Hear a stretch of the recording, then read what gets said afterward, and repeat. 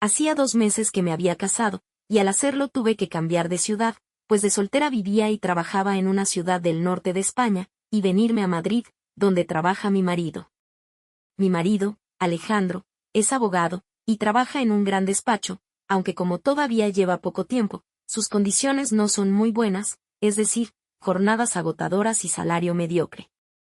Se podría decir que mi vida es feliz, aunque echo de menos a mi marido, pues sus jornadas son eternas, con lo que no le veo más que en el desayuno y en la cena, y como llega a casa agotado. Pero el resto de la semana estoy bastante aburrida, pues aparte del rato en que desayuno junto a mi marido, el resto se limita a limpiar la casa, hacer la compra, prepararme algo de comida y ver la tele, hasta la noche en que llegue Alejandro. El viernes de la pasada semana, estaba yo un poco excitada, pues ya se acercaba el fin de semana, y quería dedicarlo entero a disfrutar con Alejandro lo que entre semana no podía y llevaba acumulado. Así que después de recoger un poco la casa y arreglarme muy mona, bajé al supermercado para hacer acopio de comida y bebida para los próximos días, y para comprar algunas delicatessen especiales para el fin de semana. Tanto compré, que cuando llegué a la caja, comprendí que no podía con todas las bolsas, pues creo que serían 7 u 8, y además había varias botellas de vino que pesan mucho, por lo que no sabía cómo organizarme para llevarlo a casa, pues aunque vivo 2 portales más allá del súper, era mucho peso para mí. Manolo, el dueño del súper, me vio tan apurada, que le dijo a un empleado que tienen, que me ayudase a subir la compra.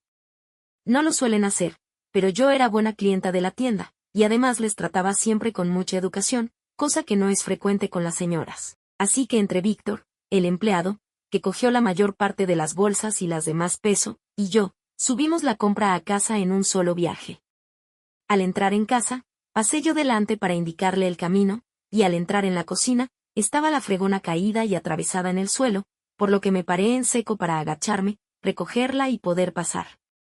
Al hacerlo, el mozo que venía detrás con los 2 brazos cargados de bolsas, no se dio cuenta de la maniobra, y sin querer tropezó conmigo. Él se puso muy nervioso por su torpeza y todo rojo de vergüenza, no paraba de pedirme perdón. Perdone señora, perdone. Iba distraído y no me he dado cuenta. No te preocupes, no pasa nada. De verdad, que no tiene importancia.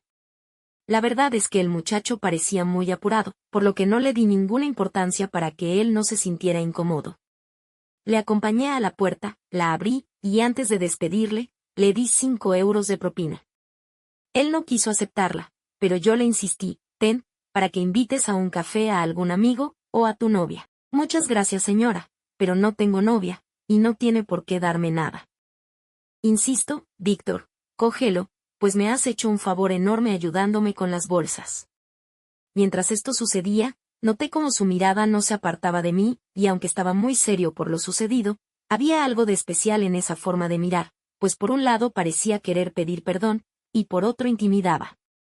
Tengo que decir que el chico estaba de buen ver, pues era alto, como 1,90 m, delgado, el pelo muy negro, moreno de piel y con una mirada muy intensa.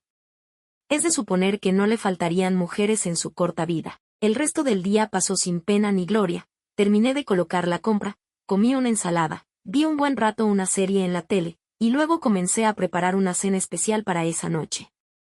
El fin de semana no fue ni mucho menos como yo esperaba, pues Alejandro, además de venir muy cansado, vino de muy mal humor, pues resulta que había perdido en los juzgados un caso que llevaba de un cliente, y aunque no me lo confesó, pero es de suponer que en el despacho le debieron echar una buena bronca. No lo pasamos mal, pero tampoco fue nada del otro mundo, pues Alejandro no estaba para celebraciones, y aunque yo le notaba que quería evitar trasladarme a mí sus problemas, también le notaba que estaba ausente.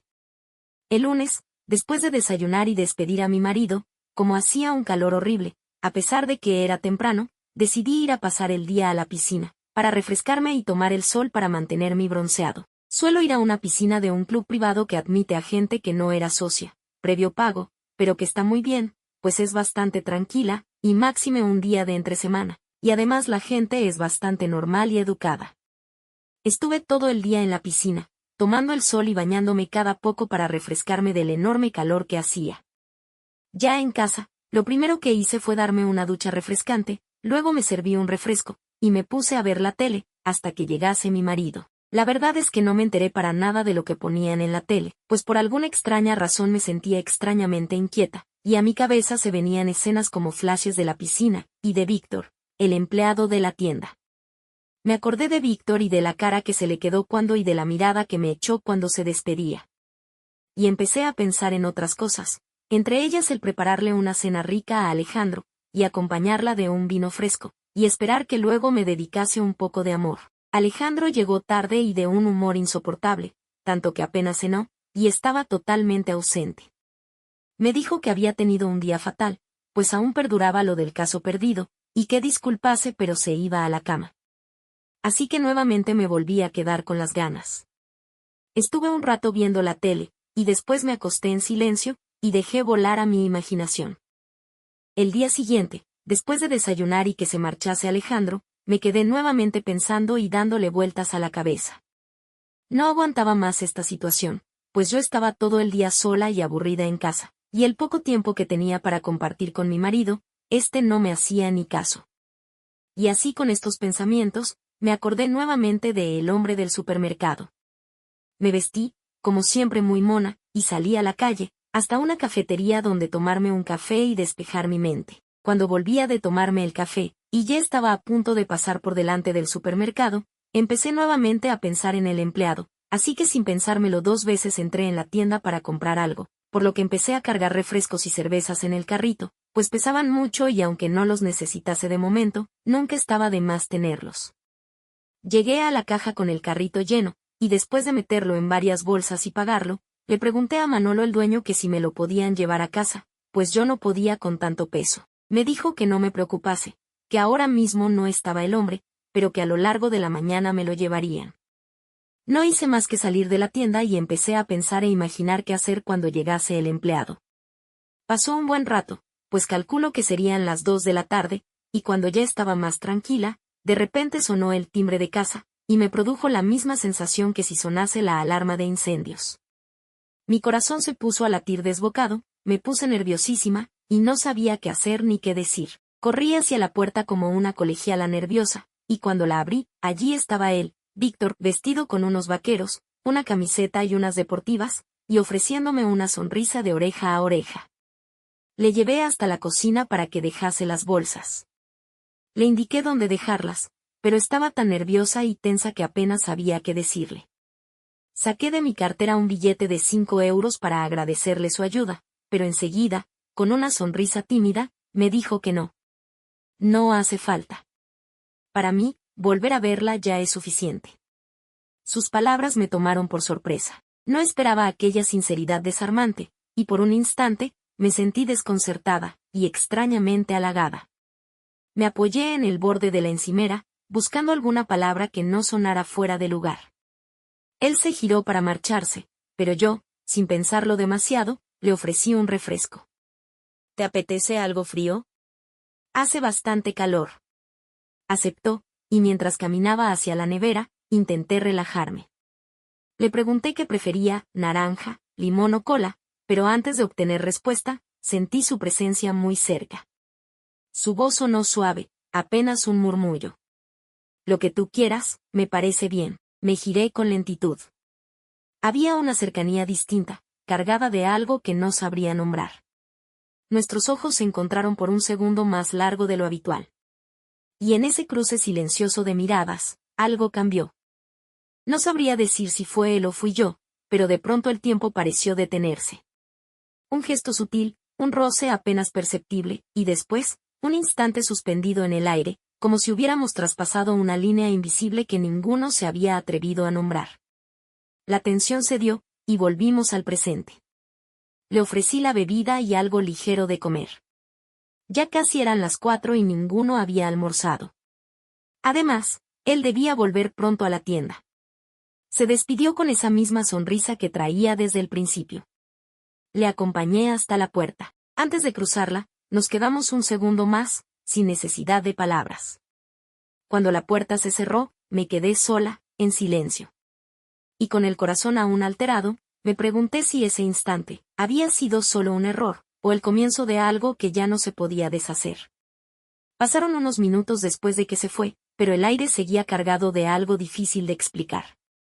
Caminé por la casa sin rumbo, con la taza del refresco aún en la mano, como si mi cuerpo siguiera presente pero mi mente estuviera vagando muy lejos. No sabía qué pensar. No había ocurrido nada, pero al mismo tiempo, algo sí había pasado. El silencio se instaló a mi alrededor como una manta suave, pero incómoda. Me senté en el sofá, mirando hacia la puerta que se había cerrado pocos minutos antes, como si aún esperara verlo allí, de pie, con esa sonrisa que parecía esconder más de lo que mostraba. Intenté centrarme, volver a lo cotidiano, encendí la televisión, hojeé una revista. Pero las palabras y las imágenes pasaban frente a mí sin dejar huella. Mi mente volvía una y otra vez a ese instante. A la forma en que me miró. A la tensión suspendida en el aire, y entonces me di cuenta de algo. No era solo sobre él. Era sobre mí. Sobre todo lo que había dejado de sentir desde hacía tiempo. Recordé los días en los que Alejandro me tomaba la mano sin razón, cuando una mirada suya bastaba para que me sintiera la mujer más viva del mundo. Pero ahora, esas miradas ya no estaban. Solo rutinas. Solo silencios. Ese día no pasó nada, al menos nada visible. Pero por dentro, se encendió una chispa. Y aunque no sabía qué haría con ella, una parte de mí no quería apagarla tan pronto. Al caer la noche, preparé la cena con más esmero del habitual, tal vez para distraerme, o tal vez porque, de algún modo, necesitaba sentirme viva. Alejandro llegó tarde, como siempre. Se notaba agotado. Casi no probó la comida, murmuró unas palabras cortas y se encerró en el cuarto. Yo me quedé en la cocina, recogiendo los platos en silencio. Y en ese silencio, me hice una promesa: no volvería a fingir que todo estaba bien. Y no me refería a nadie más. Me lo decía a mí misma.